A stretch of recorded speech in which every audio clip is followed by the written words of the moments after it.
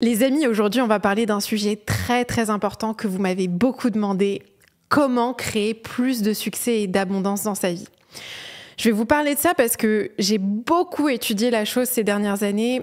Et il y a vraiment des clés, des outils que j'ai appris et qui ont complètement transformé ma vie, qui ont transformé ma manière d'être, ma manière d'agir, les résultats que j'ai dans ma vie et ce que je vis aujourd'hui et que j'aurais pas pu vivre il y a quelques années en arrière. Et pour commencer, je vais vous parler d'un principe fondamental, un principe qui a vraiment tout changé pour moi. Ce principe, c'est incarne la version de toi qui vit la réalité que tu veux vivre. Pourquoi je dis ça? Parce que dans le développement personnel, on a beaucoup ce discours de se dire non, mais il faut se sentir assez tel qu'on est, il faut se satisfaire de ce qu'on est. Et d'un côté, je suis complètement d'accord avec le fait de se sentir assez tel qu'on est, avec le fait de vraiment se libérer de la honte, du jugement qu'on a envers nous-mêmes, de l'autocritique qui nous empêche d'avancer, qui nous freine. Mais de l'autre côté, je peux dire avec certitude que si t'es pas conscient de la différence entre là où tu es et là où tu veux être, tu continueras à opérer à travers le même fonctionnement que maintenant, c'est-à-dire à prendre les mêmes actions, à fonctionner de la même manière, à réfléchir de la même manière, à fréquenter les mêmes personnes et à t'étonner que t'aies pas des résultats différents. Tu peux pas avoir des résultats différents en restant la même personne qu'aujourd'hui.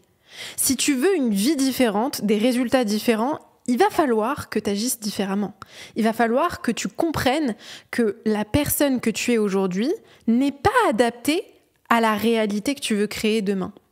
Et donc, comment est-ce que tu commences à changer ça? La première chose, c'est vraiment de prendre conscience de qui est cette personne que tu as besoin d'être. Qui est la personne qui a les résultats que tu veux? Qu'est-ce qui est différent chez elle? Concrètement, c'est vraiment une discussion hyper difficile à avoir avec soi-même. Et franchement, moi, je vous dis très honnêtement, ça a été très difficile pour moi d'avoir cette discussion avec moi-même, de me regarder dans la glace et de me dire « Ok, Mariam, où est-ce que t'en es là ? Qu'est-ce que tu fais ? Est-ce que vraiment, ce que tu fais aujourd'hui, les décisions que tu prends, les choix que tu fais, la manière dont tu réfléchis, les personnes que tu fréquentes, les habitudes de vie que tu entretiens, est-ce que toutes ces choses-là, elles sont alignées avec la réalité que tu veux vivre et avec la version de toi qui vit ces choses-là? Et je pense que la plupart du temps, on veut éviter à tout prix d'avoir cette discussion avec nous-mêmes. Mais tant que tu évites d'avoir cette discussion avec toi-même, tu te prives du changement que tu as besoin d'opérer pour vivre quelque chose de différent. Donc moi, ça a vraiment commencé par une discussion avec moi-même et par me poser la question, ok, c'est quoi la différence? C'est quoi la différence entre ce que je veux vivre et ce que je vis aujourd'hui? Et ensuite, vraiment, ça rejoint la deuxième clé, qui est que ce qui nous freine le plus à prendre les actions qu'on sait qu'on doit prendre, parce que la vérité, c'est que tu sais ce que tu dois faire, tu sais ce que tu as besoin de faire, ce que tu as besoin de changer pour avoir les résultats que tu veux. Mais ce qui nous freine le plus, c'est très souvent des blocages émotionnels et inconscients. Et ça, c'est vraiment quelque chose que je travaille avec mes coachés dans Excelsior Academy. C'est tout cet aspect émotionnel et inconscient qui t'empêche de passer à l'action, qui t'empêche d'incarner la version de toi que tu as besoin d'être, parce que tant que tu n'identifies pas les blocages, les insécurités, les peurs que tu as et qui te freinent au quotidien, qui t'empêchent de vraiment incarner cette version-là, sans t'en rendre compte, tu continueras à t'auto-saboter. Et moi, ça a été le cas pendant des années. Je m'auto-sabotais tout le temps.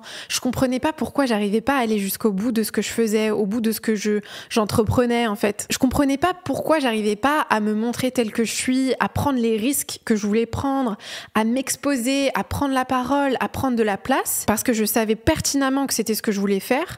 Et pourtant, je continuais à détourner le truc, à trouver des moyens de faire autre chose, de trouver des excuses, des sujets, des moyens de me cacher et de pas me montrer telle que j'étais, jusqu'à ce que je comprenne que ok, en fait, c'est pas vraiment que je m'auto-sabotais, c'est pas que je m'empêchais de réussir, c'est plutôt qu'il y avait des peurs, des choses auxquelles j'avais pas encore accès dans ma conscience et qui m'empêchaient de passer à l'action par protection. C'était un mécanisme de protection.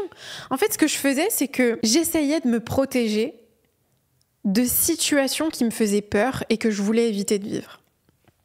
Et ça, dans tous les cas, peu importe ton objectif, peu importe ce que tu veux accomplir dans ta vie, il y a des peurs et des insécurités inconscientes qui vont se poser entre toi et ton objectif.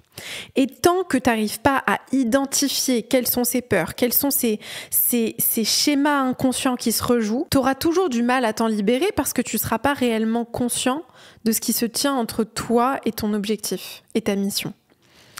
Et donc, quand tu prends conscience de ces peurs, de ces insécurités, il va falloir que petit à petit, tu t'en libères et que tu transcendes et tu transformes la perception que tu as de ces choses-là. Et ça te demande un travail très profond et très sérieux avec toi-même parce que le problème, c'est pas de savoir quoi faire. C'est pas d'avoir un plan d'action en béton. Tout ça, c'est jamais vraiment le problème. Le problème, c'est toutes les barrières qui t'empêchent de prendre les actions qui vont te permettre d'avoir les résultats que tu veux. Et ces barrières-là, elles sont complètement invisibles. Moi, par exemple, j'avais peur d'avoir de la visibilité parce que j'avais peur de devenir arrogante. Ou j'avais peur de gagner plus d'argent parce que j'avais associé l'argent à « ok, si je gagne plus d'argent, je vais forcément le perdre ». Ou si je gagne plus d'argent, les gens vont me juger, les gens vont pas m'aimer, les gens vont être mécontents et vont m'associer à toutes sortes de qualités que je rejette. Et donc, on ne se rend pas compte, mais il y a toutes ces associations inconscientes qui nous empêchent de passer à l'action parce que si tu as peur de gagner plus d'argent parce que tu considères que gagner plus d'argent, ça va faire de toi quelqu'un d'arrogant et que si tu es arrogant, tu vas t'éloigner de ta famille et ta famille, c'est vraiment important pour toi. Donc, qu'est-ce qui va se passer ? Tu vas t'auto-saboter, tu vas te freiner, tu vas pas passer à l'action. Et donc, c'est vraiment tellement transformateur de comprendre ça. De comprendre le rôle que tes pensées et que tes émotions inconscientes jouent sur les actions que tu prends aujourd'hui pour pouvoir les transcender et t'en libérer. Le troisième point qui est vraiment essentiel, c'est change d'environnement. Je sais que c'est facile à dire, je sais que c'est très facile à dire quand on a réussi à le faire, mais change d'environnement, et c'est pas juste changer d'environnement, c'est pas juste partir en vacances ou partir à l'étranger, c'est vraiment se donner la permission et avoir le courage de dire stop à certaines relations.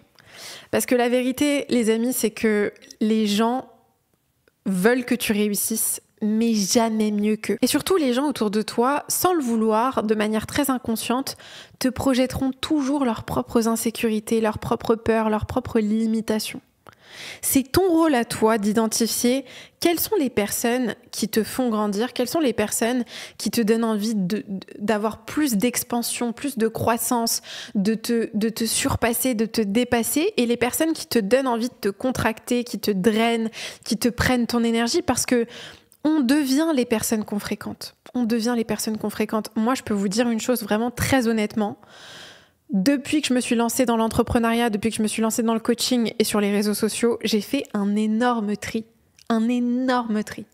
Je ne fréquente plus les mêmes personnes. J'ai mis fin à des amitiés qui dataient de plus de 10 ans, parfois 13 ans, 14 ans. Et je l'ai fait de manière très radicale parce que j'étais consciente que ces personnes-là, elle m'empêchait d'avancer. Et je l'ai fait avec beaucoup de sérénité, même si ça m'a fait mal au cœur, ça m'a rendu triste, parce que c'était des personnes qui faisaient presque partie de ma famille à ce stade.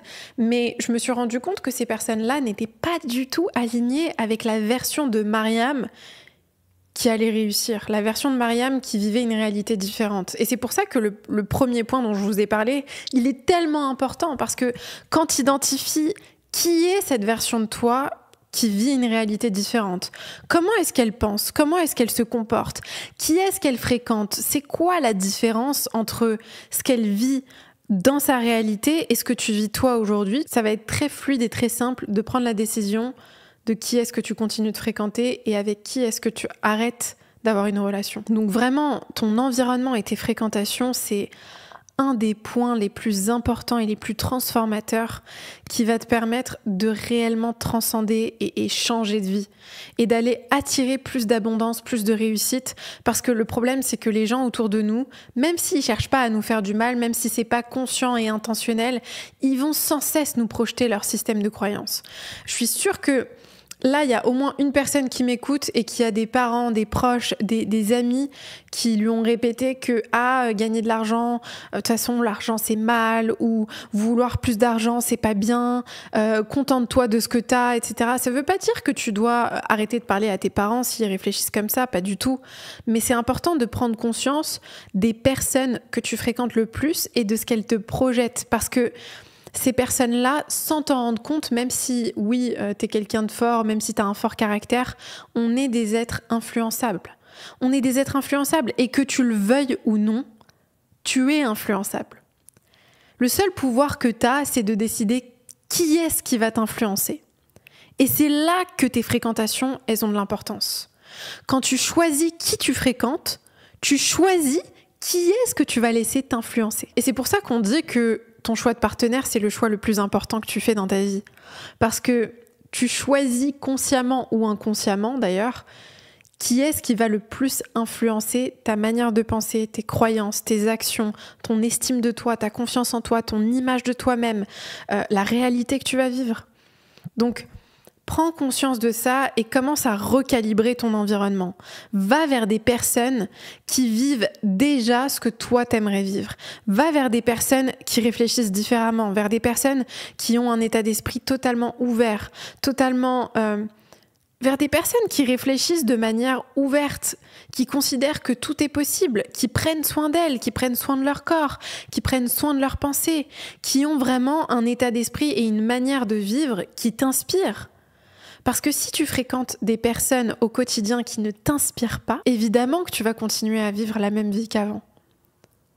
Commence à fréquenter des personnes qui t'inspirent. Ce podcast, il était très court, mais je voulais vraiment vous partager les 3 points que je considère les plus importants pour créer l'abondance et la réussite que tu veux matérialiser dans ta vie physique, dans ta réalité physique. Si ça t'a plu, si ça t'a inspiré, comme d'habitude, je serais hyper reconnaissante de lire tes commentaires, d'avoir tes retours sur les réseaux sociaux. Et comme d'habitude, si tu veux avoir accès à mes conseils, à mes prises de conscience, à vraiment mes lettres privées, tu peux t'inscrire juste en dessous à ma newsletter.